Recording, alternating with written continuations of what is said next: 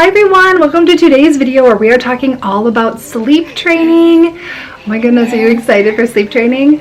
We actually have already sleep trained. This is Care and Azura from the future. Hi, I just wanted to come on here and do the intro, but basically we found sleep training to be so helpful with Evangelina. I was getting so sick to the point from just not sleeping, my immune system could never recover, that I actually ended up getting shingles.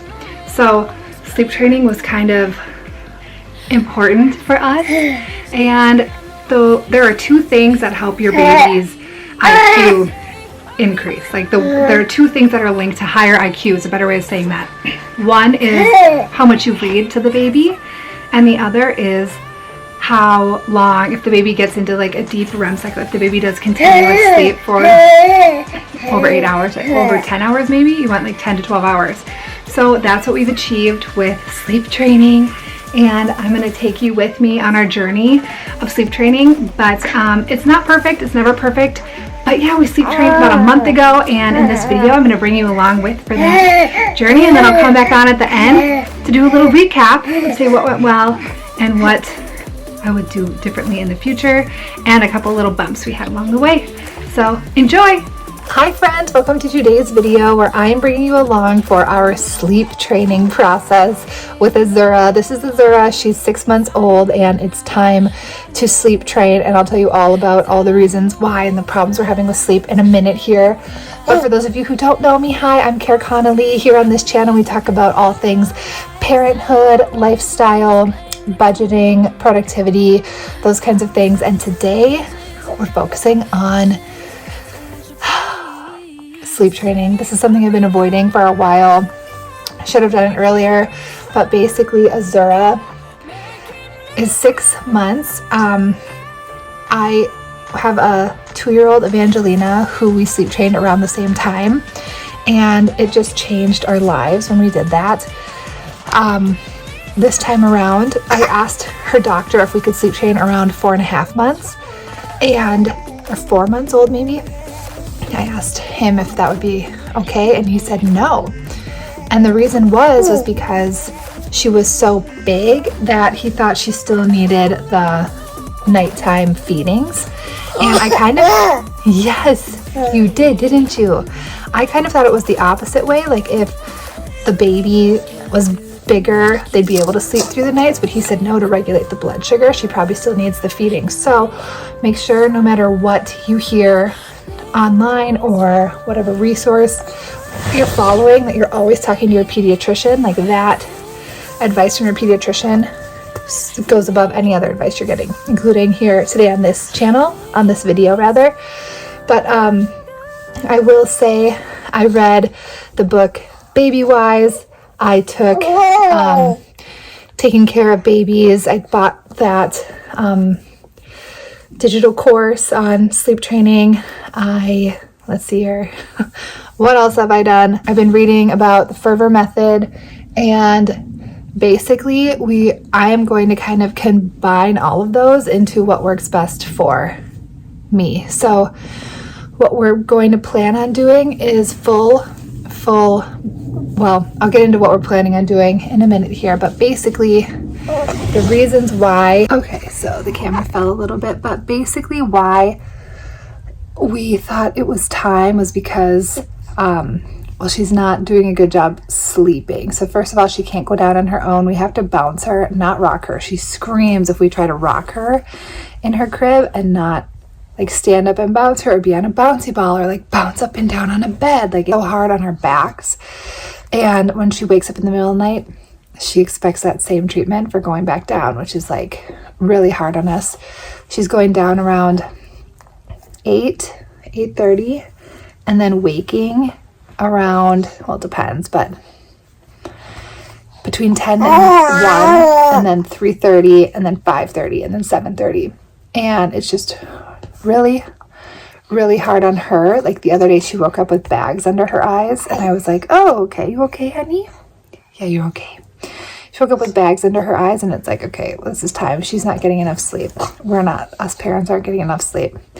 And sometimes she'll wake up after, so she'll go down at 8:30, and then she'll get up at 10:30 and just like want to be awake again. And it's like a 2-hour process to get her back down. And it's like, we just can't do that. And then furthermore, when I was 9 months pregnant with her, I had COVID. And then I had her and haven't been sleeping. And then I've just gotten sick and sick and sicker. Anytime I get sick, it's just like, I can't recover basically. And like, it's taking time away from her and the rest of the family when I get so sick. And like the most recent issue that happened was I got shingles, and like that is a direct cause of stress typically, and like my body just can't take it anymore, so I need to get the sleep. It's not working. What we have going on is not working. And last time with Evangelina, it was such a no-brainer. I was working full-time. This time I'm not. So last time I was able to kind of justify it, like I need to get the sleep in order to be productive at work. Whereas this time I've kind of been like happier to wake up all the time because I'm not working full time at like a corporate America job. So I thought I could do it all, but I literally can't. It's not healthy. So here we are. Hi. Whoa. So we're going to bring you along for this wild ride. I'm going to be doing a follow-up video on like the method that we actually use and the exact steps and things like that and the different like psychology behind it, but this video is more of like a vlog in terms of following us around. Hi baby. Hi.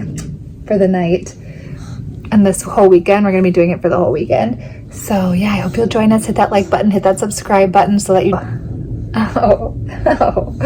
Ow, have kids, they said. It'll be fun, they said. But yeah, I'd love to have you around, and that way you won't miss future videos like this or other helpful parenting videos. At least I hope they're helpful. Let me know your thoughts and if there's anything else you want to see in the comments below. Okay, so we are starting off by kind of doing our regular nighttime routine. And it's not nighttime yet, so we're just kind of doing our regular tire the baby out kind of a thing. And yeah. Oh my goodness. You have no idea what you're in for, huh? And yeah, so that's what we're gonna do. And then we'll do bath time, and then we'll do reading and just kind of our regular bedtime routine. Okay, so a couple of things. I have to prep her crib. So we have the DockATot in there right now. And if you want to sleep train and have your baby sleep through the whole night, you really should do it in a way where they don't have any sleep aids, which means things like a DockATot, things like a pacifier, things like a swaddle. We are going to use a pacifier. That's just a personal preference. And I don't want to become the pacifier. Hi. In terms of like nursing, that's just not going to work for me. So anyway, it's not a perfect process, but this is what we're doing. So I have to remove the DockATot and all the toys stuffed animals out of here that we've had in here that she hasn't been able to like touch or access because she's been kind of like stuck in that DockATot when she's sleeping. Doing that now.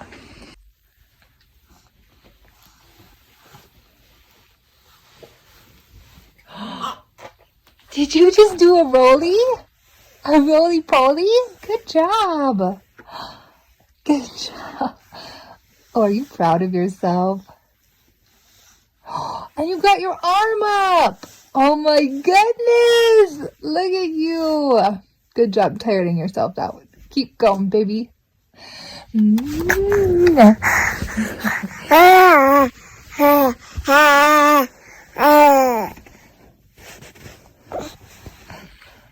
Okay, so you can see I have the whole crib cleaned out. And a pro tip is to put extra pacifiers in the crib so they can reach those. And you might be wondering, what did you put on your pacifiers? Well, that is glow-in-the-dark tape so that baby can find and reach for the pacifier throughout the night. And hopefully that means Dad and I, aka her dad and I, in other words, my husband, Mick, won't have to go in and like give her the pacifier. She can reach and find it herself. Just putting those in now. Just an extra one for good measure. We're gonna put the DockATot into its box and put it in the basement. Because we're all done with it until the next baby. I'm done. Are you all done with dinner? Okay, let me get you out of there. Okay, this is not small. Next to the baby floor comparison. This thing is so big.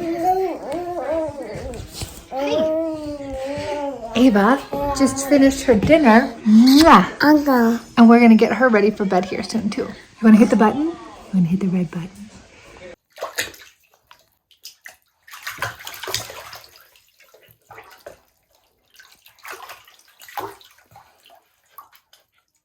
Hi. Hi. I love you. I love you. So we are out of the bath.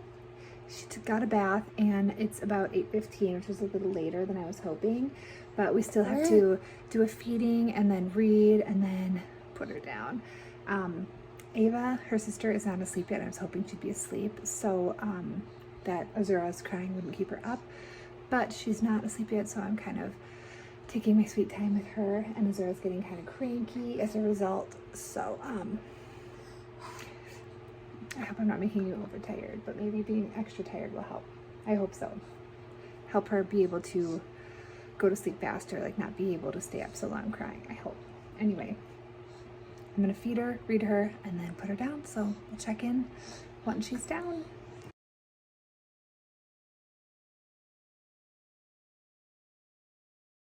Okay, it's time for bed.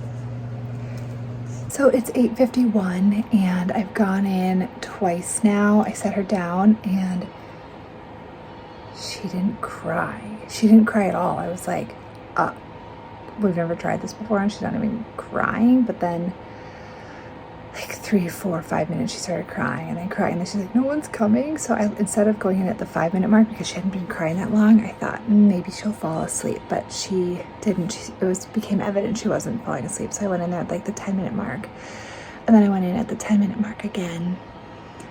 So here we are at 8:52 and yeah, she is letting us know that she is not happy. But this is part of the process, so yeah, I might have to go run an errand or do something. Like, I just can't listen to this, like it's making me too sad. So anyway, I have to keep myself busy.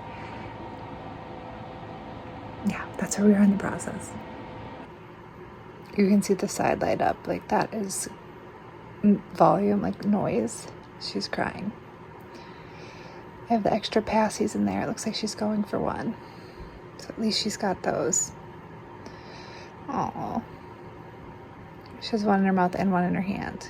The time is now 9:03 and I should be going in for my next check in about 2 minutes. But since Azura seems to be calming down and like falling asleep, I don't think I'm gonna go in there and disrupt that. So I'll check in 2 minutes. But if she's still acting like this and really sleepy, then I'll just let her fall asleep.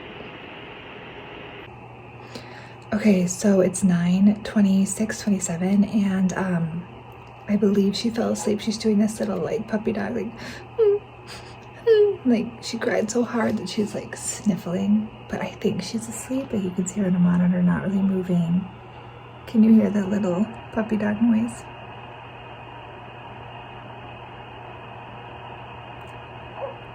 Oh. So, yeah, I think that's it for now. If she gets up again, the protocol is still the same. Like, we'll go in and pat her, but hopefully she sleeps for a while. And if she gets up, she can like start to try to put herself back to sleep. She's doing the puppy dog noise. Anyway, we'll let you know how things go in the morning. Wish us luck.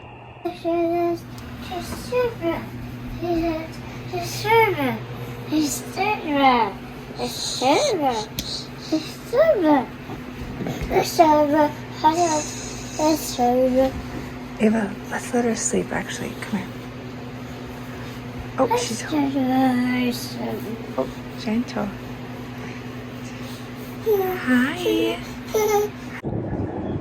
Okay, it's the next day, obviously, and it's so nice out. It's the first nice day of spring, so we're gonna be outside because we deserve it after that winter. But anyway, last night, sis had a night, didn't you? And let's see, things didn't really go according to plan. And like when sleep training, I think it's a good expectation that things just aren't going to be perfect, but you just kind of do what you think is best and, you know, kind of go according to the research you've done, but also go with your mama or daddy instinct or caretaker instinct, whoever you are. But yeah, so she put her down at like 8:30, did the whole thing, you know, patted her back or patted her tummy, her chest at like 8:40, and then again at 8:50, and then after that she kind of was fussy but started settling. So even though she was crying on and off, I didn't go back in, and she eventually fell asleep. And she got up the next time around 1:55 and kept crying. So I went in at 2, patted her chest, and left. And then she was really mad. She was really upset. She cried for a while. And I think I dozed in and out of sleep. But she was still crying around 3. So I don't know if she was crying that whole time. I don't think she was. But I got up at 3 and did a check. You know, she was on her tummy, which she hadn't been before. So I flipped her over. But when I flipped her, I realized she had a poopy diaper. She never has a poopy diaper overnight. So that was a unique circumstance. So I changed her diaper. And then since I had her up, I decided I am going to feed her. It's easier on me to just feed her than to like be engorged and have the pump in the middle of the night anyway. So that's not a perfect system.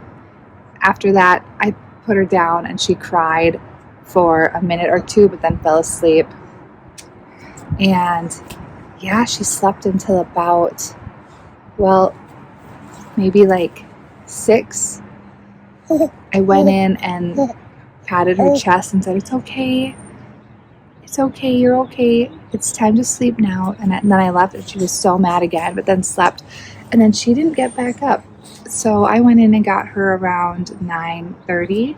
I probably could have let her sleep more, but her sister was up and it was just time to start her day, and I wanted to get her on a good nap schedule today so that she has a good sleep tonight too. So went in and got her up. So the whole feeding thing overnight, like I can expect that now it's going to take another day, you know, a little extra longer to get her into a good sleep routine because I fed her where she can get through the whole night. But it just seemed like the right thing to do in the moment. And she was so upset and crying while I was changing her. I just thought, let's not traumatize her anymore and I'll feed her. But that just means a little more struggle tonight, probably. We are going to do nap training today and this whole weekend, probably into the week as well. So with our experience with Ava, nap training was harder than overnight training for sleep. So we've never really been able to nap train Ava to this day, and I don't want that to happen again. Ava's 2 years and 2 months. So we're going to try to prevent that from happening this time around. And yeah. Oh, hello. Oh, hello. But yeah, the same exact thing happened with Ava where I put her down after doing the whole sleep, you know, preparing the whole sleep training and cry, like preparing myself to be like so upset and maybe even cry myself. And when we put Ava down, like the first time we sleep trained, she didn't cry. She went right to sleep. And that happened with Azura at first. I was like, what is up with these babies? But then Azura didn't cry. So I was like, oh my goodness, that's wild. But yeah, kind of funny. So anyway, that's how the night went. And now we're going to do some baby activities. Get you all tired out, right? Right, Azura? And yeah, it's so nice out. Hopefully we go for a walk. Okay, the thing is, you don't want her to fall asleep in the stroller because you want to give her the opportunity to teach herself how to fall asleep without being like rocked or strolled to sleep. So we don't want to go in the car too long. We don't want to go in a stroller, but I do want to go for a walk because it's so nice. So what I'm going to do is, like right now, because she just got up, is go for a walk, like a little mini walk. We have a couple different loops in our neighborhood, so I'll just do like a little loop so I'm close to the house. I can bring her home, you know, take her out, wake her up a little, and then put her back in if she doesn't seem too sleepy. And yeah, so anyway, stay tuned. See you later.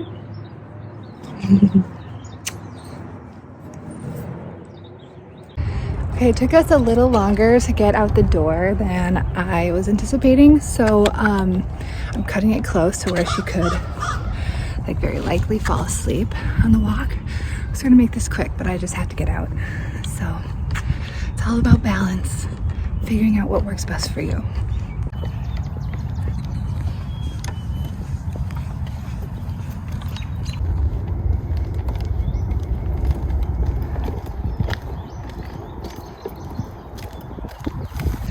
Hey, you gotta stay awake. Hey, stay awake. Azura, stay awake. Tickle. Azura, stay awake. Good job. So I kept Azura up a little too long. As you could see on the walk, we kind of had to like keep her awake, but I put her down about 10 minutes ago and she's still up crying. So she's on her tummy, so she can't always get back on her back. So I'm gonna go in, roll her over, and hopefully help settle her. Although now, if she stops crying, I won't do that. But okay, yeah, I'm gonna go in.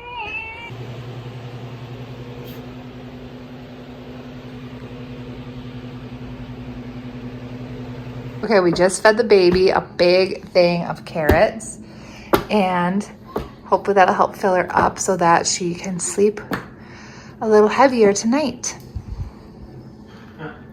Hello. We're doing bath time. Look at how cute the baby in the bath robe is. Or her little towel, I mean. I'm in the bathroom, not me. Get your wiggles out.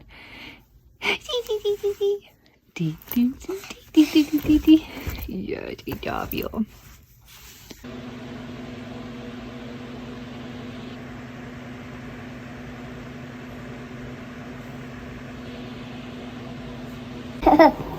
Peekaboo!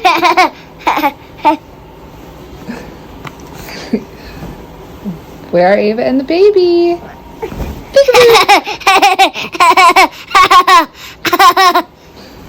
Where are Ava and the baby?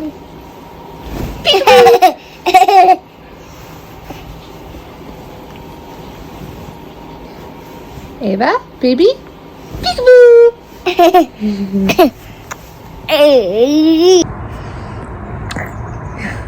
Did you burp? So today was the first day of nap training, and we actually only got 2 naps in because Azura slept in. She was really tired from the sleep training overnight, I think, and just was better able to put herself back to sleep, and so she slept in until 9:45ish, like I had mentioned earlier. So we only got 2 naps in. The first nap, she was PO'd. She was not happy, and she was letting us know. So she cried quite a bit. It was like I went in at the 5 mark, the 10 mark, the 15 mark, and then after that I didn't go in, and she eventually fell asleep on her tummy, which she never does.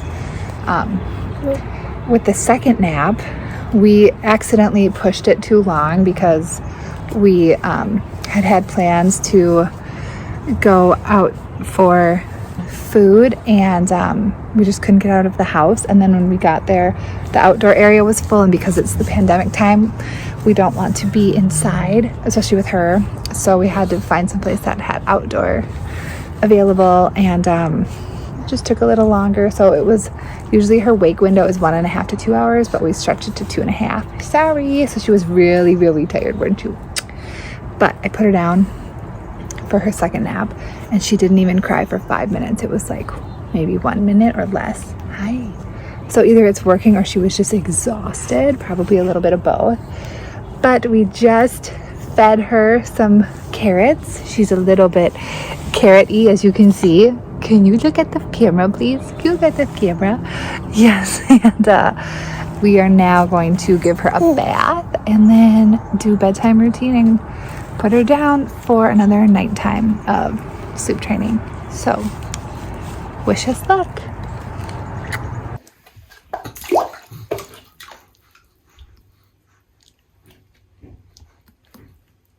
Azura. Ava, Azura. Ava. Hi. Mama.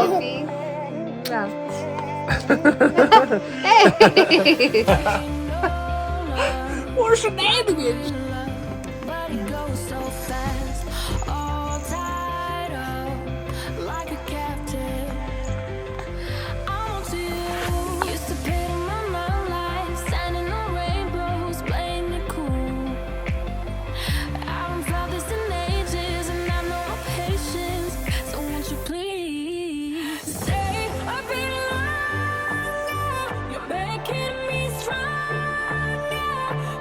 Okay, so I got a little distracted and it's a month later, so sorry about that.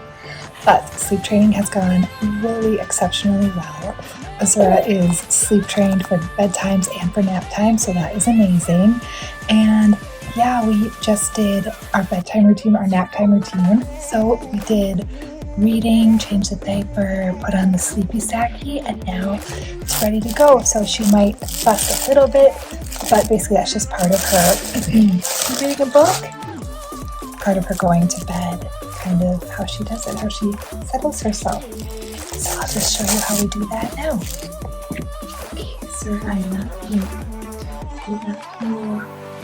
Love baby. Good night. Night night. Oh, you're okay. Okay.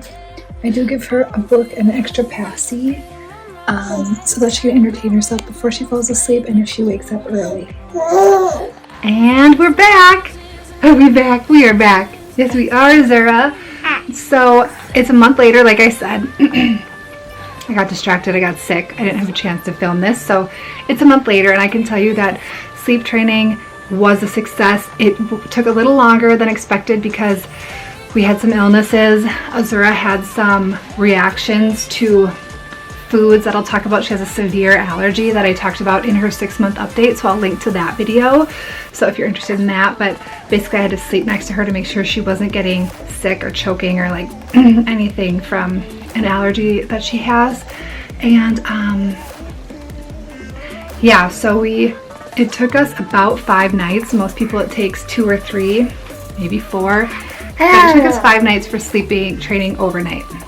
Naps took a little bit longer. We dedicated a whole long weekend to every single nap, you know, not letting her fall asleep like you saw in the stroller, although I did kind of cheat at that a couple times just because of life that came up. So it took us a little longer, like probably more like a week to 10 days to get the naps really good. But now it's so nice. We do a little bedtime routine, which includes reading, or well, always putting her in her sleep sack and then reading 3 to 5 books, maybe a little bit of nursing, and then she'll go right to sleep. Sometimes she fusses a tiny bit, but usually not too bad. Not too bad, not too long, definitely not more than a minute. And if it's more than a minute, then I know that something's wrong. She's either not tired enough, we have to do something else, try something else, or she's hungry, or she's cold, or she has a messy diaper that we need to change. So sleep training has helped me communicate better and understand her signals better than, which is like a added bonus for actually getting some sleep. Oh my goodness, you are being a very, very wiggly today. Oh, bouncy too. My goodness. So all in all, sleep training went great. We hit a few bumps with sickness. Hey, excuse me. Excuse me, you're pulling my hair a little too hard. You're pulling my hair a little too hard. Hey, let go of my hair. Let go of my hair, you little boo-boo. Please let me know your favorite sleep training methods in the comments below, what you saw, what you think, what we could do differently, what we could improve on. And we'd love to hear from you. So hit that like button, hit that subscribe button. It really helps my channel out. And we'll see you next time. Bye.